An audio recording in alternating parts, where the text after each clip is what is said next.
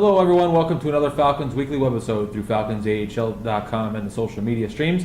I am your host, Damon Markowitz, and joined by the Falcons president and general manager of the Springfield Falcons, Bruce Landon. And Bruce, another week here in Springfield Falcons land. Another week, another busy weekend coming up as well. Yeah, as we talk pretty much each week now, every weekend gets more and more important as we film this here. After Valentine's Day, the weekend going into the 17th, 18th, and 19th, down to about 8 weeks left in the regular season. The team is in the hunt right now at 23, 2-2, I think it is, through 50 games.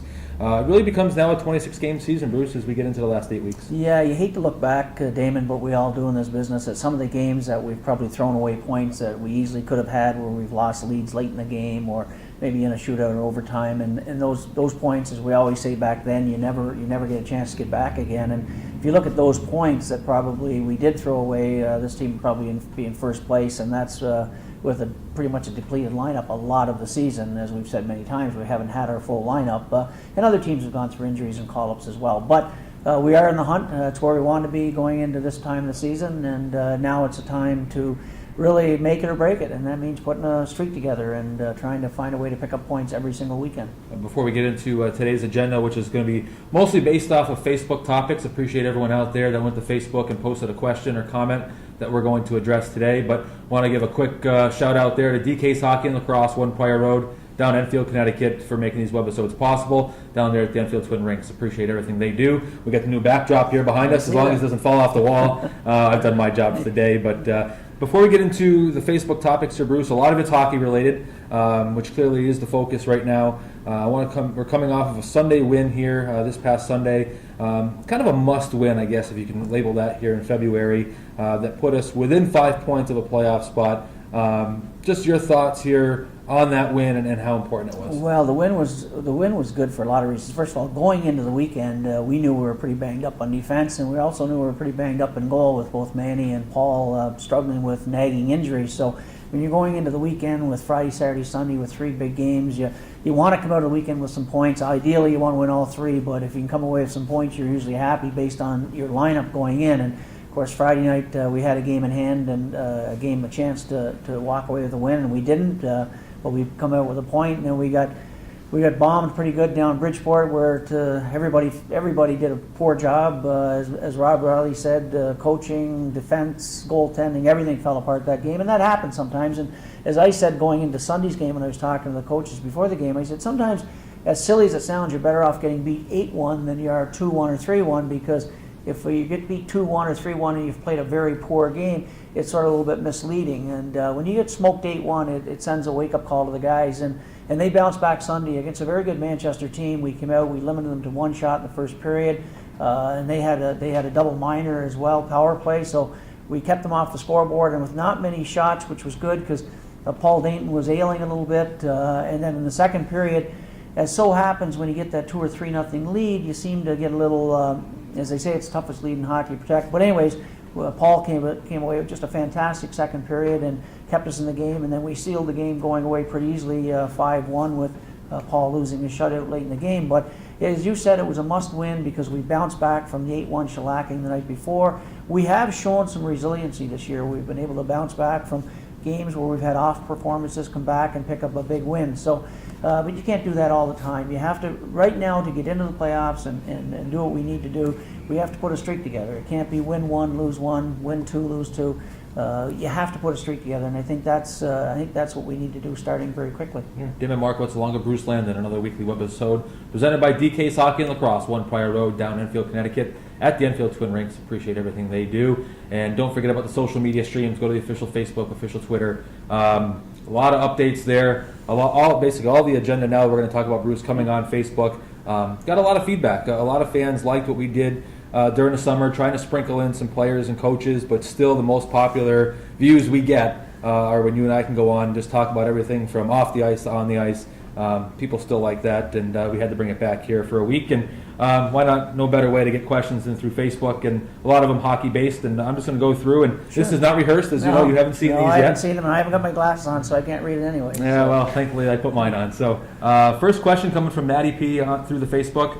How would Columbus possibly trading, or how could the possible trade of Rick Nash from Columbus affect the Springfield Falcons? Well, it's a great question, and it's a question that's come up even in sort of in discussions I've had with Rob Riley and Brad Larson and Nolan Pratt as well. Usually, and I say usually, when an NHL team trades a player of a marquee player like a Nash, they're going to get more than just a draft pick. They're going to get more than just one player. It's normally not a one-for-one.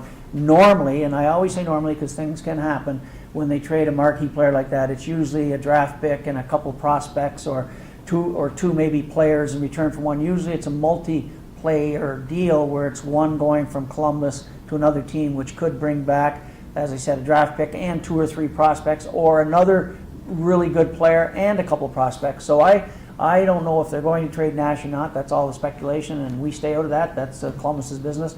But if they do, I would be surprised if it didn't bring back to the organization multiple players. Absolutely. Staying with Matty P, another question on the trade deadline. Not so much Rick Nash, but just kind of a generic. Do you see any other possibilities at the trade deadline for the Falcons? Well, last year, we hate to live in the past, but last year, right at the trade deadline, we lost Sestito and we lost Byers, and we picked up a couple players in return, and they did that deal thinking it was going to help them and didn't think it would hurt us as much as it did. The conversations I've had with both Scott Housen and Chris McFarland in Columbus is that they're going into this trade deadline with their eye on Springfield and their eye on the future as well. So it all depends, I think, what approach Columbus and the ownership and management in Columbus decide to do. Is the new phrase is the nuclear approach, where you just blow it all up and start from scratch and start rebuilding, sort of the way Edmonton did a few years ago and Chicago did a few years ago. If they take that approach, then it's going to mean a lot of new players, new prospects coming into the organization, which should bode well for Springfield, not only this year, for next year. It depends if they go the other way and trade a player for just a prospect or a player for just a one-for-one deal. Might not have any impact on Springfield. What we're hoping for certainly is that maybe we can add, not lose any players. It's been a long time since I can remember where there was an NHL deal done that really helped our cause. So hopefully this will be different this year. David Markowitz along with Bruce Landon. Another weekly webisode coming to you inside the Mass Mutual Center. Thank you to DK Hockey and Lacrosse down there, Enfield, Connecticut, One Prior Road, the Enfield Twin Rings for making these possible. As we continue on with this week's webisode, the questions coming from Facebook, and this question coming from Mitch Harris. Mitch is on here a lot, talk to him a lot. Appreciate your support, Mitch. But kind of getting into the affiliation with Columbus.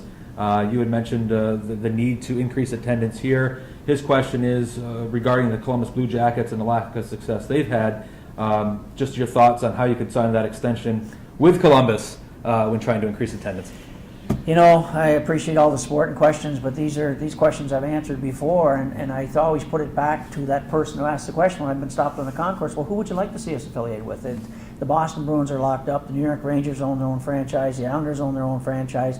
So you have to know what your options are. And I'm not going to talk publicly about all the things that go behind the scenes and why we make certain decisions. The fact that Columbus has had a bad year really has no bearing on what we've done here in Springfield. And we've seen it over the years, Damon, where the NHL team has had a poor year and the AHL team has won a Calder Cup. We see that very frequently. We've also seen it the other way, where the NHL team has had a good year and the AHL team has had a good year. So you can't put much stock in that. Columbus has been a good partner. When I signed the deal with Columbus initially with Columbus, people have to understand what your options are at that time, and I know what our options were, and the options are limited. As an independent owner operator, as Charlie and I are here, you have very few options sometimes who to pick and choose from, and Columbus was available at the time. There was a familiarity with the management people there. There were a lot of reasons why it made sense, and the reason we've signed an extension going forward is because just for these kind of questions is that we don't want to wait until, first of all, you can't, from league rules, you can't wait until May or June. You have to do some things early. You have to get your dates in for next year. You have to get your lease done. You have to get your affiliation done. All these things are requirements by the league. So you can't sit around and wait and say, well, gee, maybe one other team is not going to re-up with their team. I know the landscape of the league. I know what, in talking with Dave Andrews, the president of the league, who may be available for affiliations next year and who is locked up long term. It made sense based on everything and all the research and everything else that we extend with Columbus for another 2 years and get our lease done for another 2 years so we can strategically go ahead and try to build attendance. Whether we're with Columbus or whatever affiliation, NHL partner it is, The bottom line is we have to draw more people. And yes, people say, if you win, we will come. Hopefully that's what we're going to prove, that people will come when we win, and that's our ultimate goal.